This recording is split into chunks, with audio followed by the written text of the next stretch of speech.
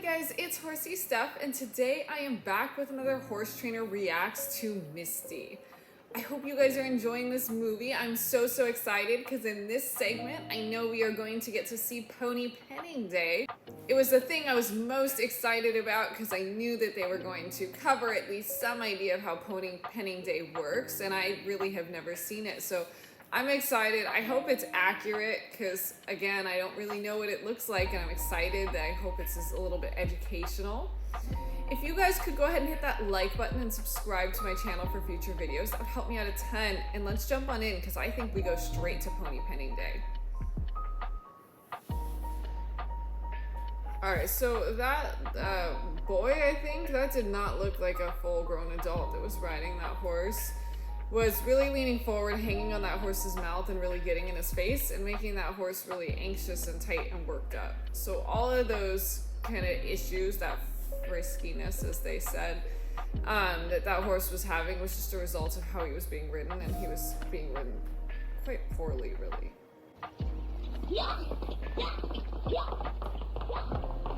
And now he's galloping him, and again, like, he's amping that horse up for absolutely no reason, but at least he has a little bit of a loose rein while he asks that horse to gallop off. Again, I think they've taken probably a pretty quiet, easy horse and made it look anxious and high-strung and difficult by just putting a rider on that's aggravating it, and probably intentionally aggravating it in order to make this scene. You're right, watch eye. Think he can outrun the Phantom? Well, not likely. So the grandfather brought a horse out for the boy to ride for the pony penning, and his first question was, do you think he can beat the Phantom? Oh, not likely. I mean, I'm sure a wild horse is probably pretty fast, especially one that has avoided being caught all these years. So it would be pretty surprising to me if they were able to outrun the horse. I think they would have to outsmart the horse, not outrun them. And again, like, gang up on the Phantom, you know, have a bunch of riders basically corner her so she can't run away. The idea that you're gonna, like, run down and catch a wild horse that way is just absolutely insane. That's never gonna happen.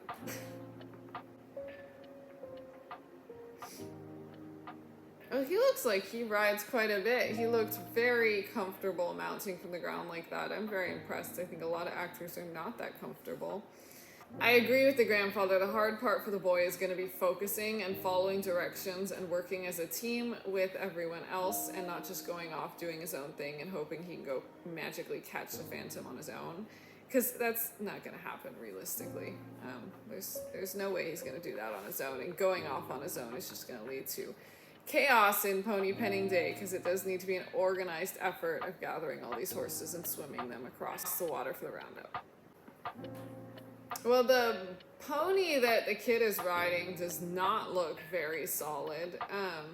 It took him a lot of rein to be able to stop that horse. He got real big on the horse's mouth, and the horse started to almost think about popping up in the front to avoid that bit. I'm not saying that the boy was necessarily riding poorly, because I think in that instance he didn't need to stop the horse, and I saw him pick up a little bit gently and get absolutely nothing and then start really grabbing the horse's face to try to get that stop on time. So I do think the boy probably is somewhat skilled as a rider.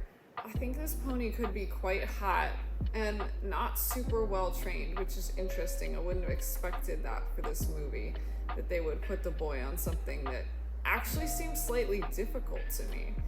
And then he looked like he was kind of bulking and going down to the other horses.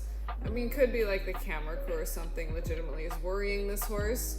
But again, he just doesn't seem super solid, and I'm very used to seeing in movies very broke, very solid horses that have really planned ways of acting out that you can tell are just done on cue.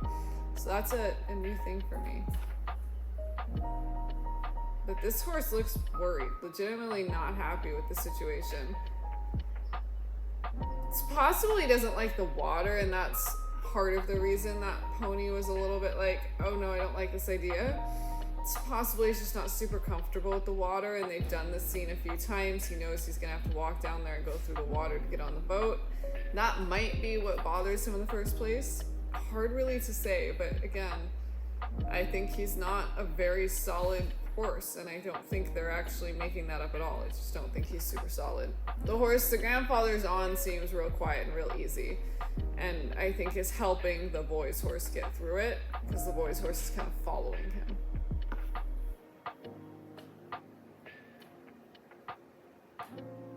It's interesting to me that they're riding onto this barge, and then I guess they're going to go across to Assateague on the barge. I thought that they swam back and forth, but maybe they're conserving their horses' energies by driving them over to Assateague, and then they'll swim them back to Chincoteague. I guess that would actually make a lot of sense, because their horses are going to expend a lot of energy catching these ponies and then swimming them all the way across. So could just be a little bit more efficient and give their horses that boost they need to actually catch the ponies, to not make them swim all the way out there first. It would take a lot for a horse to be comfortable sitting on that boat and just going out across the water like that. I imagine a lot of horses would not be okay with that. You'd have to put a lot of time into it. I mean, just loading onto the boat's one thing. I think you could get a lot of horses to do that, ones that are comfortable with water at least. But to like sit on that boat as it rocks across the water, I imagine a lot of horses would not like that at all. So definitely something, I wouldn't want to be sitting on horses while doing that. I'd want to first put them on and let them experience it a little bit on their own before I was on top of them. He's so excited. All right, and off they go off this boat. See, I don't think this pony likes the water. Because again, he didn't seem to be bothered on the boat. He started to go down the ramp and then he saw the water and he was like, started mincing his steps and getting really like short and quick. So I think that is probably the primary issue the boy's horse has, is I think he's just really does not want to have to deal with the water, does not like the water, and isn't too thrilled about having to go in it. But obviously he's doing it, and I think the boy is probably a fairly skilled rider, so there's that at least.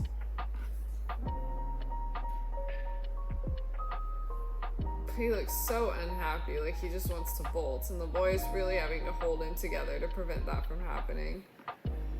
I mean, again, I don't think this is faked at all. I don't see any way in which the boy is amping that pony up or making that pony particularly difficult. It legitimately just looks like that pony is not comfortable, not happy, and does not want to be in that situation anymore, and is looking for a way out of it. Jeff rides south. Laura, you and Bart ride north. Alright, so they had a little break, all kind of gathered up and talked about the plan. Sounds like they're only going to swim them across on low tide, so that's probably actually why they had their horses take the boat across, because it's not low tide right now. They have a little bit of time before low tide, and they're going to use that low tide to swim these ponies over to Chincoteague. So that makes perfect sense. I hadn't even thought about the tide making a difference. I'm not really sure why, but I'm sure this swim is a lot easier on low tide, just a little bit shorter, because obviously both banks are going to have retreated. So it makes perfect sense. So they know that low tide is at 10. They're going to try to get all the ponies rounded up and in the holding pen about 9:30, give them a little rest, and then swim them across, because definitely fatigue is an issue. They don't want these ponies swimming across exhausted, because you just don't want to risk a horse getting injured, hurt, drowning, etc. while going across that water. It's obviously not worth it in any way. So, perfectly logical. They're going to break and go catch these ponies. And they're going to spread out across the whole island and kind of comb the island and just herd everything into the middle, basically. Which is a perfectly good way of both finding all the ponies and getting them all organized and in the holding pen. Now, the actual horses they're using, I feel like a lot of these are kind of like cowboys, and they're being very rough on these horses' mouths. They're kind of just hanging them, wheeling them around, making chaos for no reason. I don't think in real life you would see people that actually do this be so rough on their horses or in such a hurry to break away from that meeting. They're acting like it's like an emergency. We need to like go get those ponies right now. And obviously that's not the case. I mean, I know that they've given themselves time, because you can't really gather ponies in a finite short amount of time. You have a whole island to catch them on. So I think in real life, they would just be slowly breaking up and going their separate ways and going to look for them. But they're making this dramatic for the movie, and so they are, wheeling their horses around and getting it done real fast. And being a little aggressive to do so and kind of manhandling their horses' mouths to make them, rush through it versus taking the time to prepare them, explain what they want to the horse, and get it done. Which is a little unfair. Not great horsemanship, in my opinion. But there they are, galloping off to all their separate corners. Again, I don't think that in real life you would actually see this. And some of these horses are real excited and not very comfortable. So that horse in the front here next to the kid is an example. He has that rein extremely short. He's hanging on that horse's mouth while its head's straight in the air and its mouth is gaping.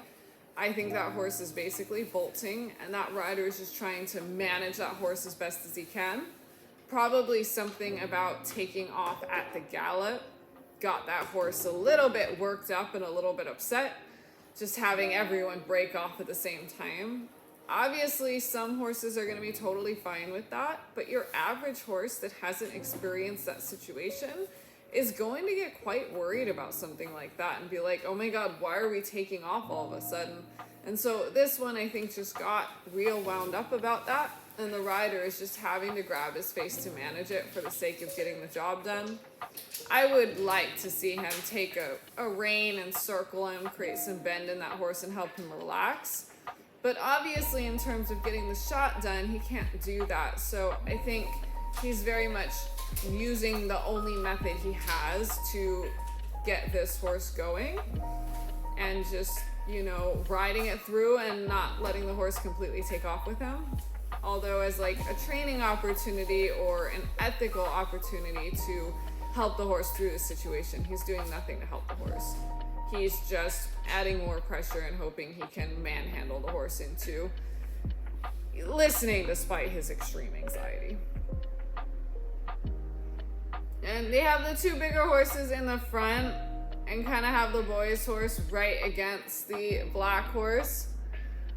I think, again, the boy's horse doesn't like the water. So to create this scene of cantering through this water, I think they've really gotten that pony to hug that black horse as like a security and had the other horse go in front so that he's kind of led into the water and he has less opportunity to balk at it and worry about it.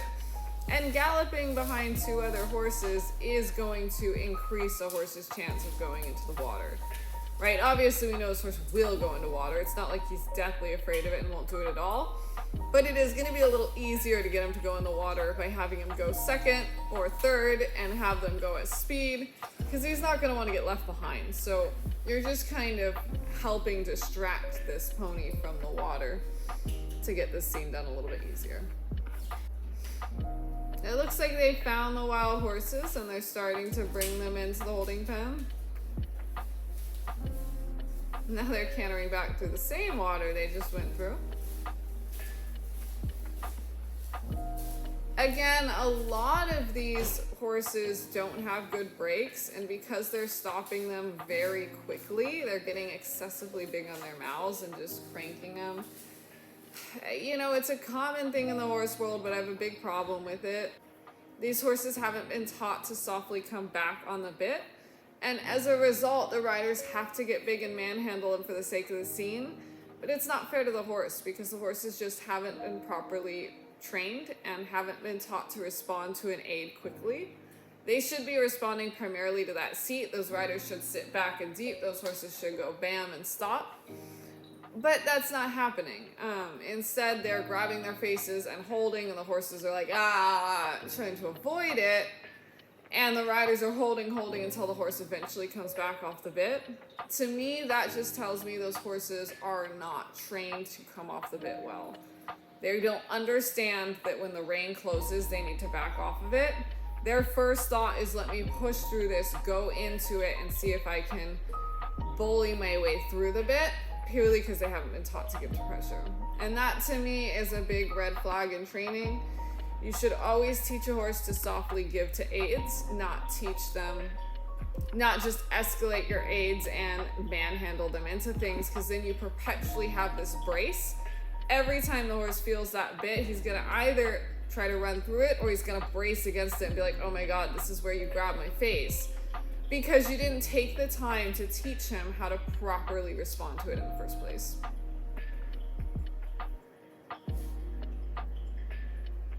That black one now also looks so wound up and worried. Like, you could see the white in his eye there. He seemed calm when they started out, but I think all this running around and having his face grabbed, he's starting to just get more and more and more worked up and worried and unhappy.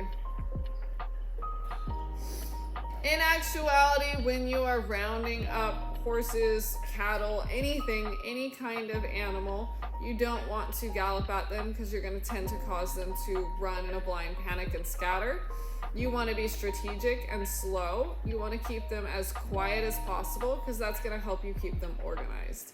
Anytime you have horses galloping, you are going to have to deal with the strays that run off the wrong way and you have to collect them back. Wild horses are really no different than cattle. Obviously, they might be a little bit harder because they're more likely to try to run away, versus cattle are going to be a little more likely to kind of get with the program because they've done it before. I mean, a lot of these ponies have done this before too. I mean, they round them up every year. But you don't want to cause unnecessary stress to that herd. It's just, at the end of the day, going to make your job so much harder. So taking your time, approaching them slowly, seeing if you can keep them just walking in a group is going to be your absolute best bet.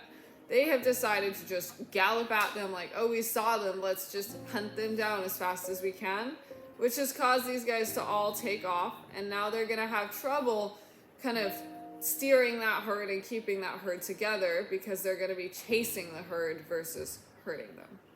So definitely not what you want to do, and I'm sure not what they actually do in pony penning. But again, it makes for more dramatic movie, which is the primary goal here, right? To kind of show how exciting and fun pony penning can be.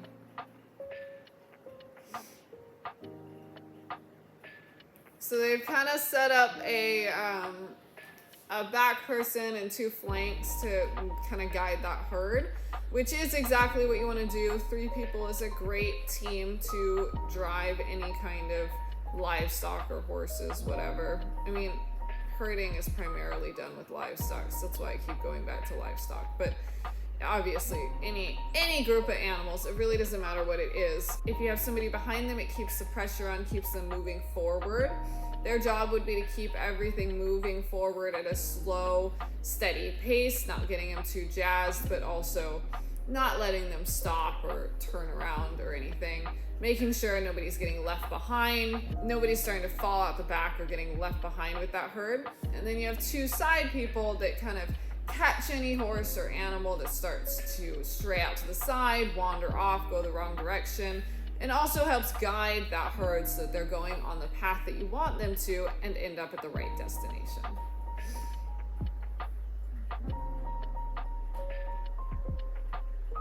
Now they have kind of all the ponies together over there, I think.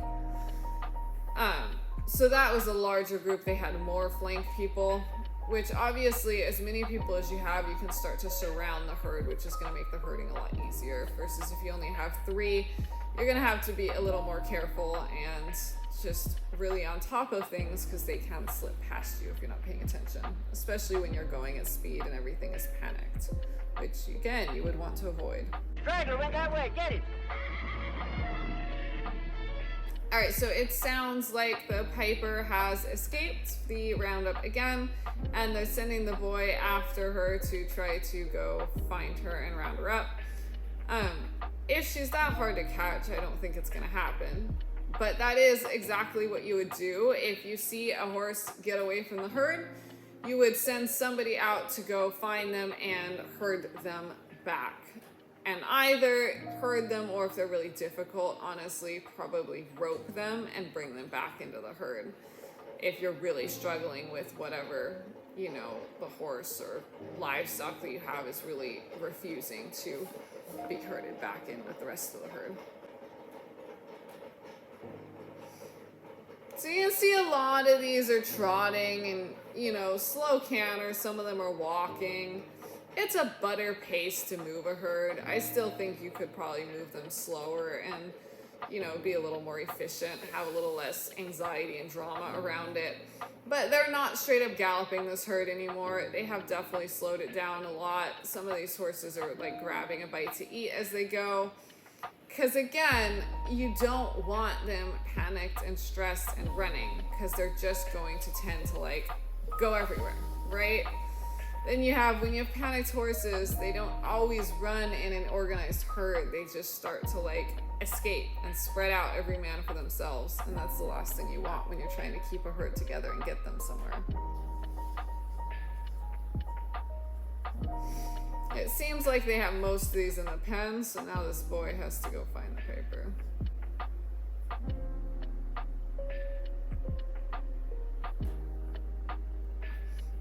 Alright, so the boy's horse still looks super distressed. I like that every time he picks up those reins, he gives a nice big release. But the pony, every time he picks up the reins, is like, oh my god, let me run through it or back off against it. I would not be shocked if you could get this pony to rear pretty easily. Honestly, he really looks like he's thinking about it pretty hard. I think the boy is doing a good job of riding that. I just think the horse is ill-trained and ill-prepared for the situation. So they have found, I assume, Piper, because why wouldn't it be? And it looks like she has a baby on the ground. I don't know if there's something wrong with the baby or what the situation is there, why this baby might be laying on the ground. Horses do get up and are able to run within an hour of birth. So it would be pretty shocking to me if this was like too young to get up. Because even, you know, less than an hour after birth, they're able to get up and move. And you would think in like a panic situation where the whole herd starts running, you wouldn't have a baby just laying on the ground with a wild mom standing over it. So it makes me think something would have to be actually wrong with this baby for it to not get up and run with the herd, and for her to be just standing over it like she can't, you know, stay with her herd or anything. It's just not what you're gonna see in the wild typically. He's just so thrilled to see her with a baby. Alright, yeah, so the baby is able to get up. I'm not surprised that the baby can get up, and the baby doesn't even look that young to me. So I'm not sure why she was standing there with the baby on the ground. It seems like a bad opportunity to take a rest when you know that your whole herd is being rounded up. I would think even if you're avoiding the roundup and have been pretty good at avoiding it in the past, you wouldn't be relaxed about it. You'd be on edge, you'd be staying away from everyone, you'd be looking around, being ready to take off and avoid whoever rides up to you. So just standing there quietly letting him ride up to her seems completely unrealistic of a pony that's especially notoriously difficult to round up. So hopefully he can get these rounded up. I mean, I think with only one person, he's unfortunately a little bit in a chase situation where they're gonna run and he just kind of has to follow them and hope that they go find the herd. Because he's got a mare that has a foal too, and we know that she avoids being rounded up. So I don't think she's gonna voluntarily run back to the herd. Normally, when you're dealing with strays, their instinct is already to find their herd again. So if you just put a little pressure on them to turn around, they'll, you know, be like, oh wait, my herd was that way anyway, and they're pretty good at going back into it. But it looks like he's gonna get it done, hopefully. At least I assume that's him in the distance. Alright, so it more looks like they followed him in than he herded them in, which makes me think again that they have put some training on this pony to create that scene. I think that it would have been a lot harder to herd that pony in than, you know, it was in this little scene here. But again, I think that they probably taught that pony how to follow the boy, so he just went out and found them, and then they followed him back in. Which makes the filming really easy, but also proves the point, because a lot of people aren't going to pay attention to that detail. They're just going to focus on, Oh wow, he got the Phantom over to everyone else. And then some other people just herded them into the pen, I think, once he rode up with her. Alright, now it is time to swim the ponies. So I think that they will probably try to keep these guys slowly moving in a group and surround them. Well, maybe not. I already lied. They're going to run them as fast as they can into the water. But they are fanning out, surrounding that herd to help prevent escapees and make sure that everyone stays organized. Especially going across the water, you want to make sure that they're all swimming in a straight line. Because again, fatigue is an issue you want to consider. And having horses start to go off the wrong way and just swim through the ocean, they're going to get really tired and make the path a lot longer and a lot harder. And it's going to start to be hard to bring them back in because the people that are herding them, their horses are also going to get exhausted. So it is important that you keep them all organized and really get them to swim in a straight line across the channel so that nobody has fatigue issues, gets lost, potentially drowns of just complete fatigue. It's definitely something to be careful of.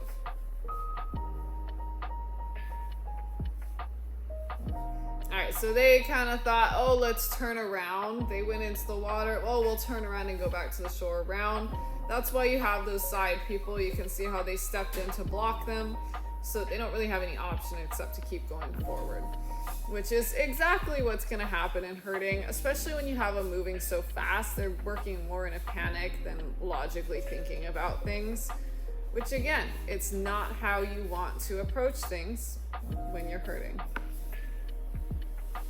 But I think they do have enough people here to make it pretty easy to keep it all under control, which is good. Oh, interesting. Okay, so they're not actually swimming their horses across the water with the ponies. I had just assumed they would. I guess they just use the horses to get those wild horses into the water, and then maybe they're going to use boats to swim the horses across, which would work and is honestly probably a safer, better way of doing it anyway, versus putting your horses that are definitely not as fit as a Mustang through all of that. It probably has some risk to it. I had just assumed that they would swim all the way across the channel with the wild ponies though. So it never even occurred to me that they wouldn't do that. Obviously, once the horses are in the water and far enough in the water that the boats can get up behind them, they can do the job just as well, if not better, with a motorized boat as they can riding their horses and swimming their horses through. And there's a huge crowd waiting for these ponies. I know this is really a big event. People really come to pony pinning day, and it's a whole like fair environment, I believe. It's not just rounding the ponies. They have like races and other like fair activities as well.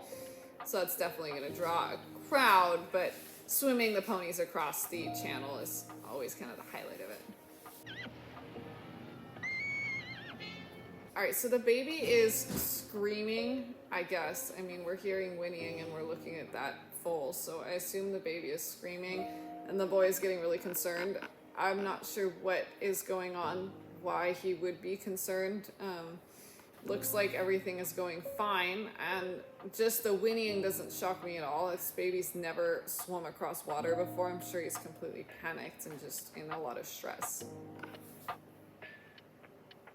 But the boy's gonna jump into the water to save the baby. Saying it's drowning?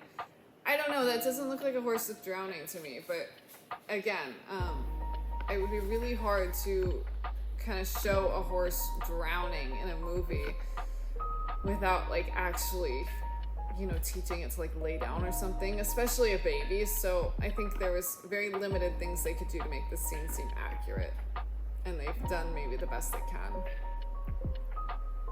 Yeah, absolutely does not seem like it's drowning, but I mean, with a baby, it's exactly what you would want to do if it does start to drown, if it is struggling to swim across.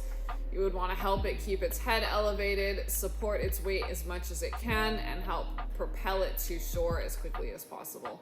Obviously, he's quite small, the boy is, so he's not going to be able to like pick up this pony or really be super helpful, but he can at least keep its head above water and try to help propel it a little bit, make it swim a little faster to get to the shore quicker before it fatigues too badly.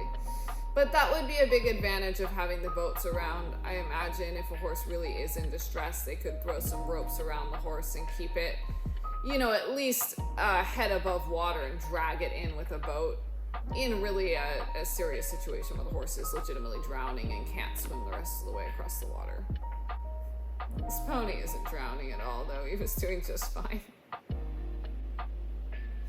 And most of the ponies have now made it across the water. There's the boy with the little baby. And he is really supporting that baby and walking with the baby. Again, I don't think he needs to. I think it's really just them trying to show the baby fatigued, but they can't show that because how are they going to train, especially a baby, to look fatigued? So by holding him and like supporting him, but really confining him, they're keeping him from like running over to his mom and, you know, really showing that he's not fatigued in any meaningful big way. And now he's reunited with the mom and can have a sip of milk. I'm not surprised the grandfather's really proud of him. I mean, any kid that steps up and, you know, jumps in to help a horse, even a horse that, you know, didn't look like it was in distress to me, but we're gonna go with he probably was, given the movie's trying to portray it. Yeah, it's definitely something to be proud of. It's a good kid. I'm sure that he had vested interest in this baby anyway, because, you know, he loves that mare and he wants the mare. Of course, he's going to want the baby too, but that's very cool. Now he gets to play the hero. How come she has a name already? I just called her that. All right, and he has named the Phantom's baby Misty, and that is, of course, where this movie gets its name, I'm sure. Those are really fast to come up with a name, but those are kids, right? They come up with names real fast. All right, so all the ponies have made it to shore. We're gonna go ahead and end this segment here because it's getting very long, but I couldn't really interrupt Pony Penning Day, right? So I did want to include all of Pony Penning Day, at least all of the rounding up in one segment. So I do apologize, this video is super long, but hopefully you enjoyed it. I was most excited for this segment, and now I'm excited to see how the movie continues. I'm sure that they're going to end up with Misty. I would imagine the Phantom will go back out to the wild, but I guess we will see as this movie continues, see how that all goes. I hope you guys have a wonderful rest of your day, and I will see you all tomorrow. Bye!